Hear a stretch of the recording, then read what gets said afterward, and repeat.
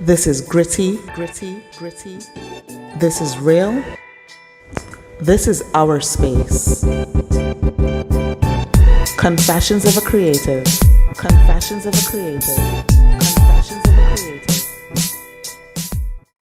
Welcome back to Confessions of a Creative. My name is Dee, and this is where we discuss the unique journey of creative entrepreneurs. So if this resonates with you, please like, share, and subscribe. Okay, so we are kicking off season 2. Can you believe it? I honestly did not, but we're here, guys, and I am so excited. Thank you to everybody who has supported so far. Thank you to all the people who have had interviews with us so far. Let's go.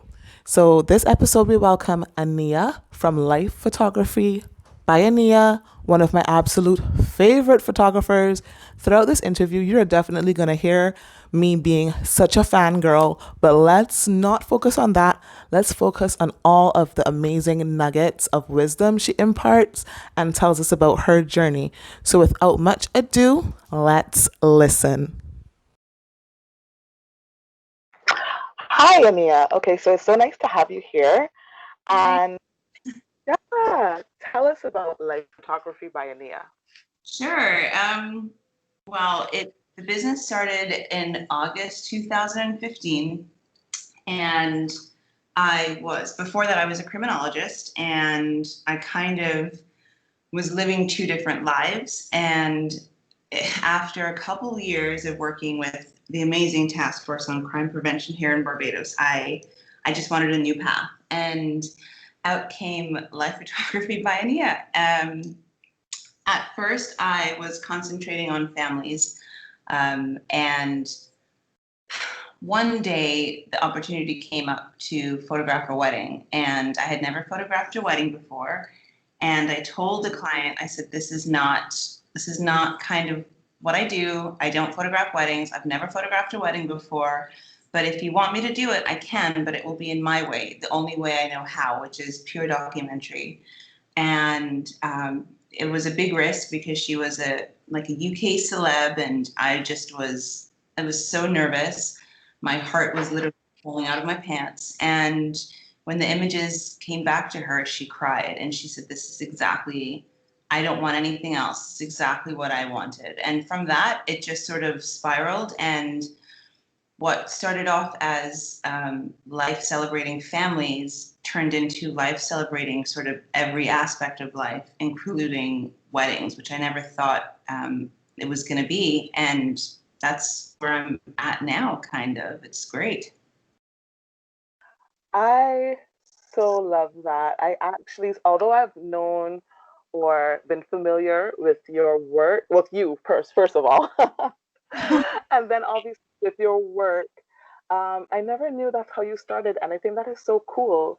I knew you were in some aspect of like law. That's what I thought, and I Yeah. always thought your transition into a more creative field was so interesting, but I didn't know that's how it began. That is so cool. Yeah. I was stumbling around a little all my life in terms of what am I going to do. Um, like I just didn't know. My degrees are in criminology, and then I was living in Turin doing an internship, and then contracted with the UN. And it was then that I decided to come back to Barbados and get a law degree. But I still was sort of putting around. What do I do? What do I do? And then I fell into a job with the task force here on crime prevention, and it was fantastic. But I never thought I would be quote unquote a creative. I don't consider myself creative at all, and I think that's kind of why I love shooting the way I do, because I don't know how to make pretty photos. You know what I mean? Like I don't know how to, and there are people who do it beautifully, and I don't consider myself that because I'm not creative. I don't know how to set up beautiful ring shots or take shoes and make them look gorgeous or take a dress and hang them up in some elaborate tree or like I don't know how to do any of that. Like I just don't know. And that's why I love Right. shooting the way I do. Yeah, because I'm just shooting real life and real moments, and I don't set them up. I don't recreate anything. And while it's really difficult to be able to do that and and make a beautiful picture out of it, working your composition and your light, etc. For me, it's because I feel like I'm also not very creative. I think that's so interesting because I've had some other, just in general, talking to quote unquote creatives, and then a couple of the other interviews, we always think that we are kind of, I don't want to say alone, but someone is not experiencing the same things we are. But like as an outsider and looking at your work objectively, Yeah. I would definitely say it's creative because Thank it's you. you capture, yeah, you just capture emotions and you capture those real moments so beautifully. That Oh, is art. Yeah, no, totally. That is art. And that's what, I mean, obviously, some people will want like those very stylized, for you know, sure. images, but when someone comes to life photography by Aniya, it's because they want you to capture those little amazing moments that they probably might not have seen or whatever. You're Yeah. there to document it. And I think that's so beautiful. Oh God, thank you so much. And I think part of that, in fact, I know part of that, and I guess that's also taking, and as creatives, as you say, quote unquote, I'm using that as an umbrella because, our job is in a sense creative, whether or not I consider myself creative at all. I just still don't. But part of that is letting your people know, your clients know, potential clients know exactly what you're about. And so a part of that, I mean, creativity is letting my clients know that I'm not going to be creative on your day. I'm not going to come into your room and be like, well, where are all of the details, X, Y, and Z? And I'm going to spend an hour making them look gorgeous. And as you said, some people really want that. And I tell potential clients when they come to me, when you come to me, this is what you're going to get. I can recommend a million photographers who are going to make your day look as beautiful as possible. My job isn't to do that when you come to me. My job is to not make your day look like anything else other than what it really was. So if I rock up into your room and your dress is hanging in your closet with shoes, messy shoes all over the place, that's where it's getting photographed because that's how you envisioned it. It's not my job to take that dress and move it somewhere where I think it's pretty because at the end of the day, I'm a witness to your day and I'm not there to make it look like something it wasn't. And I just have to be honest with people that come my way. And some people love it and some people hate it. And I love it when somebody doesn't like my work. I love it when somebody says it's not for me because I'm like, cool, we're good. Yeah, because you're like, okay, well, this job wasn't for me either. You know what I mean? Exactly, exactly. Yeah. And so it's nice to know that I can't be a jack of trades of all trades. I can't be everybody's photographer, and I don't want to be. I really don't. And so like my first sort of my it wasn't bad, but it was just it was early on, and we didn't have these conversations with them and with my potential clients. I didn't have them. I just kind of assumed that she came to me. This is what she wanted, and after she said there's some images in there where I feel like I look really pretty, but overall they're just all too candid. And I wish that I had known this before. And I felt horrible. And I just said, I'm really sorry. That's all me. I didn't open up, and I mean, maybe I was just too sort of green in the career, but I think as creatives, you have to be true to who you are because you will then connect with people who resonate with you, who get your work. And if you try to be too many things to too many people, you're going to start to hate what you do. You're going to start to hate other people, and it just turns out all bad. I really, really, that resonates with me. And I love that so much because I went through kind of the same thing where I had, well, I always tell people where it comes to the makeup Yeah. part of what I do, I'm not a science, what, not science. I don't do special effects makeup. So I'm Yeah. not going to be able to make you look a zombie or to make you look like you've been in a fight. I have done it once. And this really awesome makeup artist, actually, Mandy Cummins, she was so nice and forthcoming with me. She actually gave me a lot of tips and I executed it on the night, but I was a miserable. And from that day on, I always recommended her or somebody else. I'm like, this not me. So what Yeah. you're saying is so true. I get that. And I know other people will totally get that as well. Yeah. And unfortunately, it's hard in a small island where we are looking for business all the time. And it's not to say that we're in North America or in Europe or somewhere in Asia where the population is huge.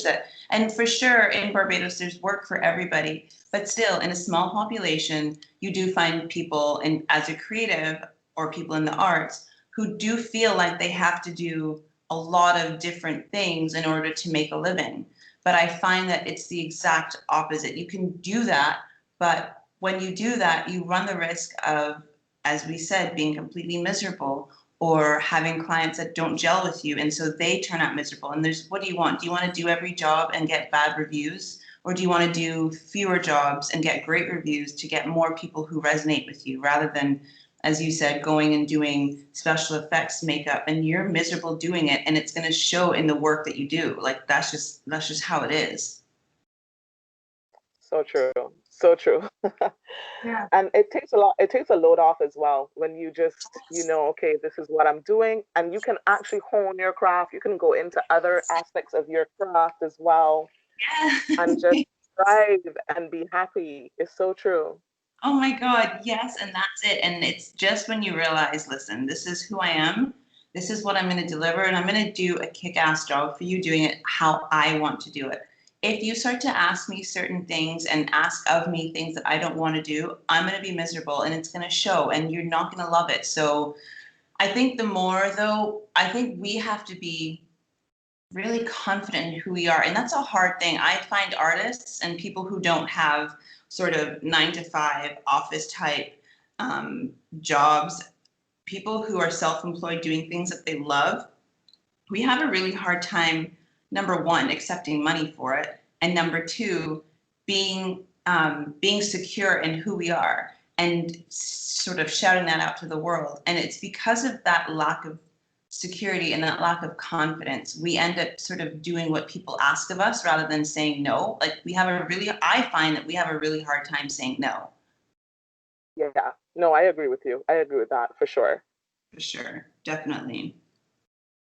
Awesome. Well, I wanted to find out because you said before your original, well, what you started with was more families, right? Yeah. Yeah. What drew you to that? Um, it's funny because growing up, we always had tons of photos around. My dad made sure that like every part of our life was documented, and he's not a photographer, but he just thought that it was important to have memories, literally of everything, of us in the toilets even, which is funny as hell looking back. We didn't think it was so funny then, but it's hilarious now. And all these stories, I think I have the privilege of seeing my life and not just remembering it, but seeing it because my dad made taking photos like it was like second nature. He always had a camera on him, and I thank him for that completely. And I see the importance of documenting families. And that's what drew me to sort of, at first, when I first started, to just sort of concentrate on families. But when I first started, I was taking portraits of families. I do think that portraits are important, but I think they give you a false idea of who you are as a family as well. And Right. even though I wanted to photograph families, I sort of didn't know how I wanted to do that. And so I fell into the traditional hole of putting everybody, in the same clothes, everybody's wearing white shirts and jeans, or everybody's just dressed up beautifully on a beach because we live on an island and they're looking at me smiling. I would say to them, okay, now snuggle up or something to try and get something real and emotive, but it just seemed fake to me. And I hated doing it. Like I ended up hating doing families as well because I didn't like how I was doing them. And so that's when a couple of years ago, I stopped doing family portraits altogether and I started my real life family photography, which is how I had the privilege of seeing my family photos, which is literally documenting what goes on in your day as a family. And I have a lot of resistance to that, but I'm continuing to do it because I don't think that getting yourselves on a beach and smiling is truly reminiscent or is a true is truly evident of who you are as a family, because everybody's different. The relationships even within a family of three is so different between the, you know, if you have a mom and a dad, or a dad and a dad, or a mom and their child, the relationships between each parent and their child is so different, you know, like you can't capture that when they're all staring at you generically, smiling in the camera. And I don't want that for my family, and I don't want it for other families. That is so true. I remember there was this one image that I saw from your family photography. Well, the family photography, and it was so emotive. It was this mom, and she's holding her son. He looked like he could be about 10, to Yeah. her chest. He's bawling. Yes. And I know in that moment, he probably didn't want that photo to be No. taken. No. But when he looks back at that and sees the love on her face, how she's holding him, like those things are absolutely priceless. Exactly. Exactly. And that's, I think it's a whole mind shift, and it's hard in Barbados where where everybody's small and people are very private. You know what I mean? They're very private here. And Yeah. so people just want you to, and it's not just a Barbados thing. I think it's a human thing that they want to show the world and themselves just the really pretty. But I think what people don't realize is that the beauty in having a photo of your mom holding you when you're crying, because he just was having a meltdown. Like he just was not even into it. But the mom, instead of trying to bribe him to, oh, I'll give, and which I see a lot, oh, I'll give you a candy if you just smile one more time, or I'll do this, or we can remember we're gonna go to Chefette after to just give me one more smile. It was not one of those things at all. He was having a meltdown for something totally different, because it was one of my real life sessions. And the mom just had this love in her. She just took him and rested his head on her chest. And that's beautiful to me, because that 25 years is what he's going to see as, look how much my mom loved me. Like whether the mom is with him or not, because at some point she's not going to be with him. And and that could be because he moved away, or she's no longer with us in this world. That image is going to mean so much more to him than the static cookie cutter family pictures that every family feels that they have to do every year. End of. That's how I see it. I love that. And that's what resonates.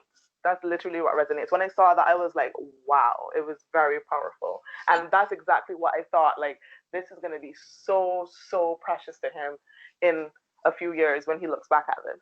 It's going to be Exactly. amazing. Exactly. Aww.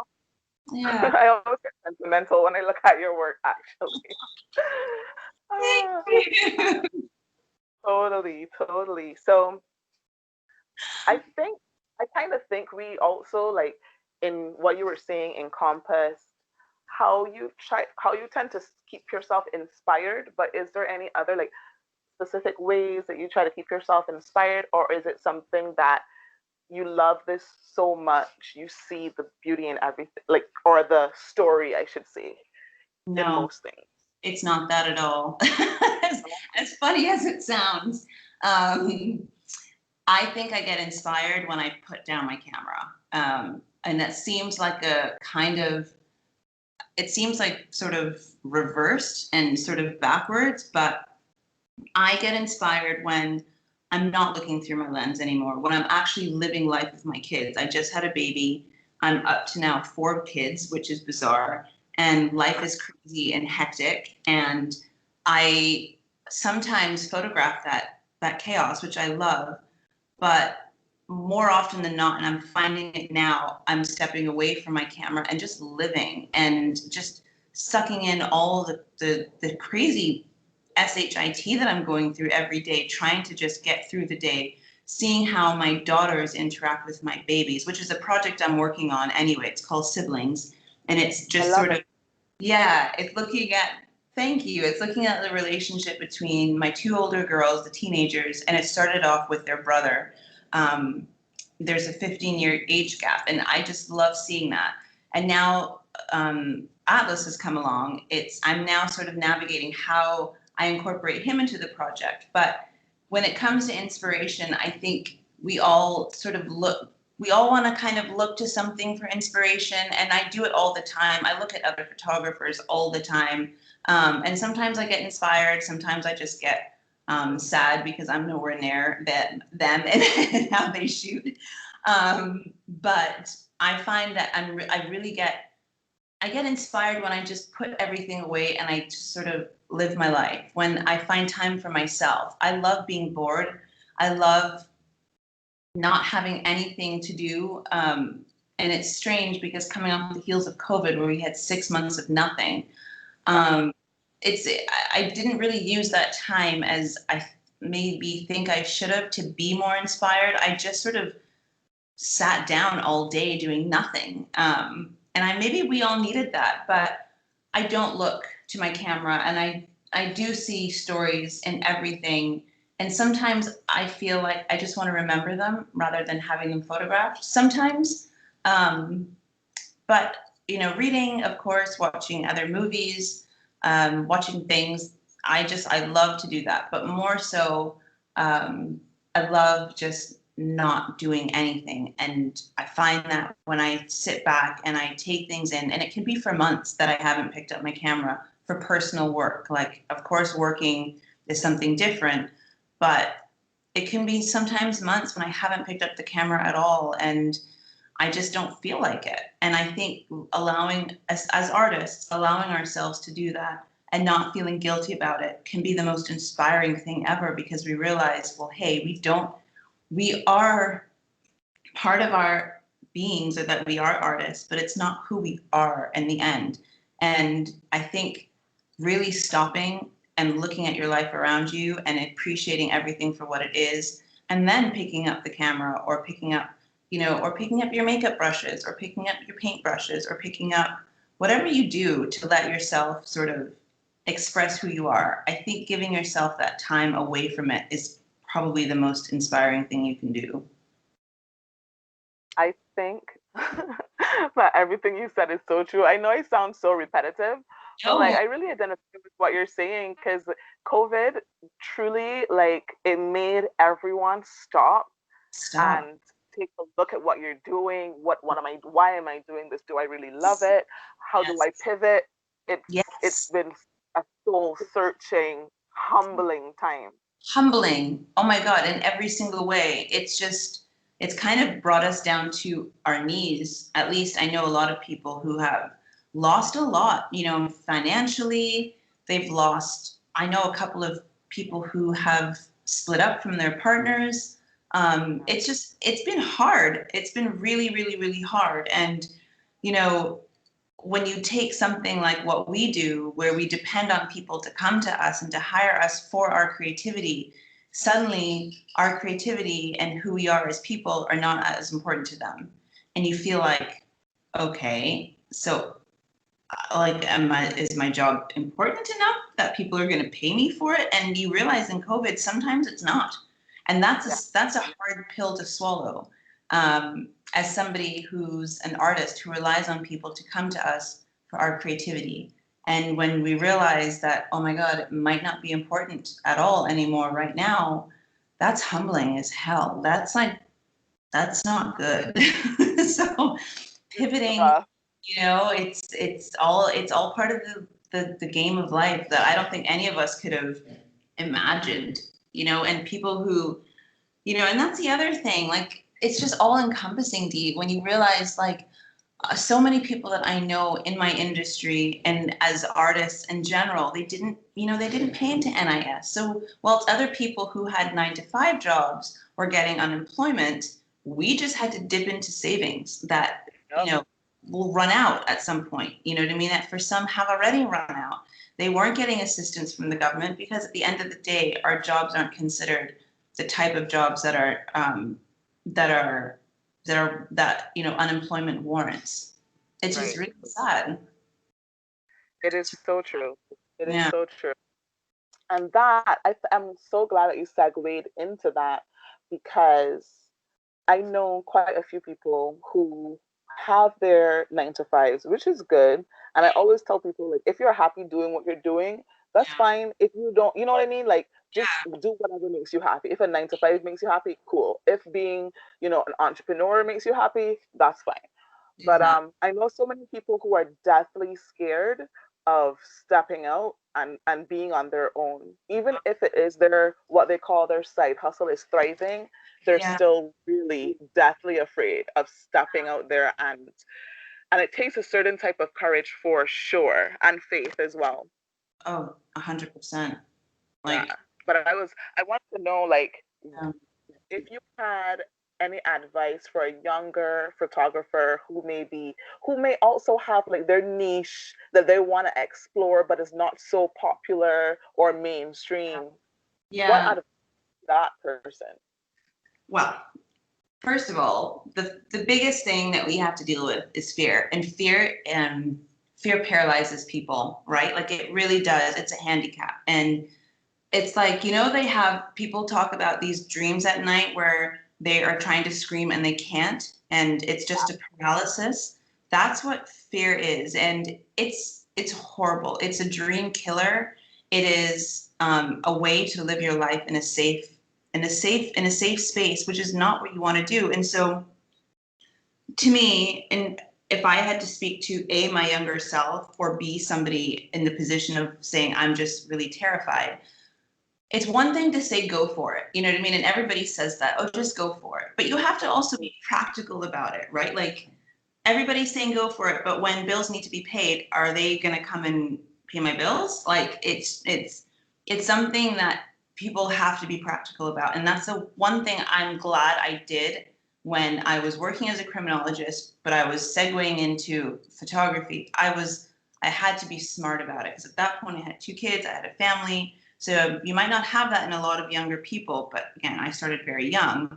But you have to do it smart. You have to make the decision. I'm going to, and it depends, regardless of what area you're in, whether it's, let's just say, let's take photography, but let's narrow it down to surreal photography, where you're making sort of the same kind of thing that you were talking about in terms of science fiction, but perhaps I'm making images of children flying in the sky, right? Or I'm making images of me in the middle of the ocean. Like, again, it's not real, it's surreal work, but who knows if people are going to buy it or people are going to want it. The big thing you can do for yourself is research your area. So it might not be, if you're doing something like surreal work, you're not going to get a lot of commissions, right? You're not going to get, people actually wanting to hire you necessarily to do that. So what you do is that you get yourself in a gallery, make the work, use yourself as your subject, and make a bunch of work, fail, because I think a lot of people are afraid to fail. Failure is an amazing thing because we learn so much from it. And research how you're going to sell your work. It's probably going to be through a gallery. Get a representative at a gallery, show them your work. Or if you have a niche, whatever your niche is, research the hell out of that area and see how you can make it work. The other thing is, I know that we are artists and we always say go for what you want to do, but be smart about it and understand that it's not easy as an artist out there. So from a sort of mommy practical position, what the biggest thing that I learned when I was making the transition from my 9 to 5 to being completely on my own was to always have 6 months worth of salary in your account before you take off on your own. And that's a hard thing to do, but it helps you and it gives you that cushion to find your way once you leave, right?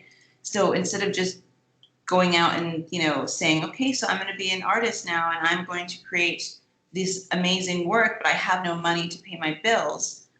I mean, there comes a point where you have to be practical as well.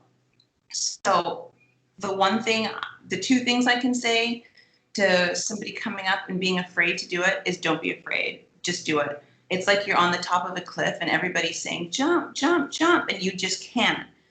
Jump. You know what? Just jump. The worst thing that can happen is that you realize it wasn't for you and you can get back on the cliff again and find another cliff to jump off of. But make the jump. Also, make sure there's a cushion underneath. Make sure when you jump, you have that money in your account. And that's the one thing I didn't have as a young adult. I didn't understand money and the value of it. And for some reason, as creatives, we don't want to deal with the money part of it. We just don't. We like. We We don't. Especially as creative entrepreneurs, it Ex- could be rough. ex- exactly. We don't want to talk about money. At first, when we first start doing what we'd love to do, we don't even want to charge people for it. Like, we almost don't think we're worthy enough. Like, I didn't go to photography school. I didn't even go to art school. I like dropped art the second I could. And you figure, oh, I don't have the credentials behind my name, so I can't charge for it. And that's the biggest bowl of crap that I've ever had to swallow. It's just BS. And so know your money and know it really, really, really, really well. And that way you have the freedom to then create as much as you can and as much as you want. But the problem is that I don't think we understand the value of money and how to make it and how to keep it. And so starting off, that's a scary thing that we tend to ignore, but I think it has equal weight, if not more, than actually creating. I really do. Oh, I very, really very. do. You know what? Actually, two words came to my mind since with your analogy about jumping off a cliff, but then still having a cushion. What Yeah. came to mind is the phrase practical whimsy. Yes. Oh my God. Right? You have to be able to be like, to lean into the universe, to be able to be like, I'm gonna do this, and you have that whimsy, but then you still have to be practical. Too practical about it. And so while that's what I say, everybody's like, yeah, just jump, just jump, just jump. And I agree, you got to do it. But you have to be smart about it as well. Like you have to realize that, listen, I need to be able to, I need to be able to put money away for a rainy day. I need to be able to put money away for my kids or for myself during retirement, which nobody thinks about. Nobody thinks about anyway, even when we have regular jobs, but sometimes those jobs just put it away for us and we don't even think about it. But when we're on our own as artists, we are literally on our own to think about all of this, right? And it's not taught in school. And so I do think that there's a space for that that has to be discussed when people talk about wanting to go out and just jump off of a cliff, which I've done too many times without having that cushion. Like because I'm a jump and think after kind of person, which works Same. for me. Yeah, which works and it doesn't work. However, the wind goes on that day. But that's the biggest piece of advice I could give somebody who's up and coming, who wants to get out and be creative. I say start now and start hard. Start with doing exactly what you want to do, but start also with dealing with your money. Like, I can't even stress that enough. I love that.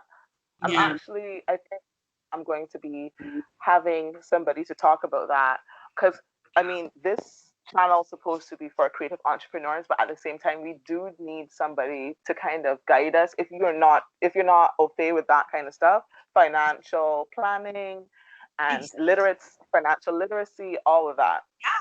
And that's the key. We are entrepreneurs at the end of the day. Just because we're not, we might not be Apple CEOs, we still are entrepreneurs, which means we are the ones, our businesses are us, and we are our businesses. And I'm sure most of us aren't corporations, you know what I mean? We don't have like lawyers on our team and account side and all of this. We are sole entrepreneurs. So we're doing it all on our own. And so the last time I checked, many of us aren't accountants, right? Like we're trying to figure this out on our own.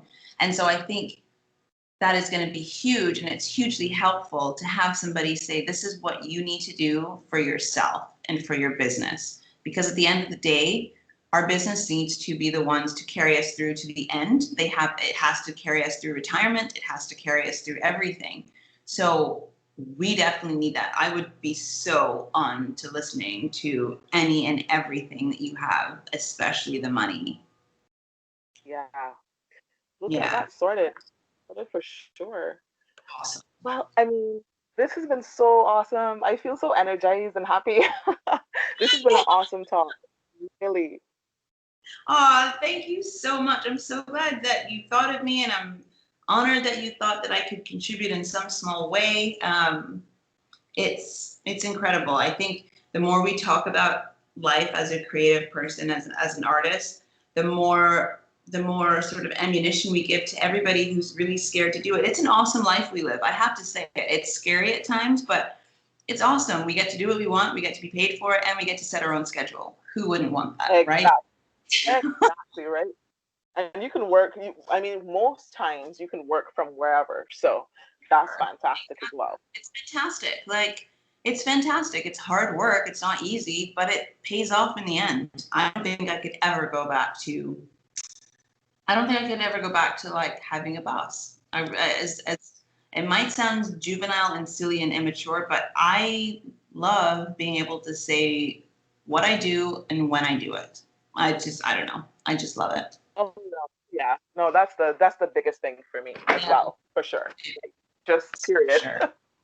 Yeah, period. Period.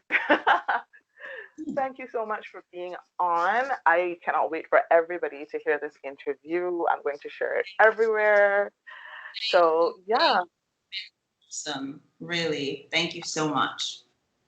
You are welcome. Well, we are going to sign off now.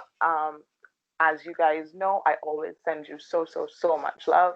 Talk soon. This is gritty. This is real. This is our space. Confessions of a creative. Confessions of a creative. Confessions of a creative.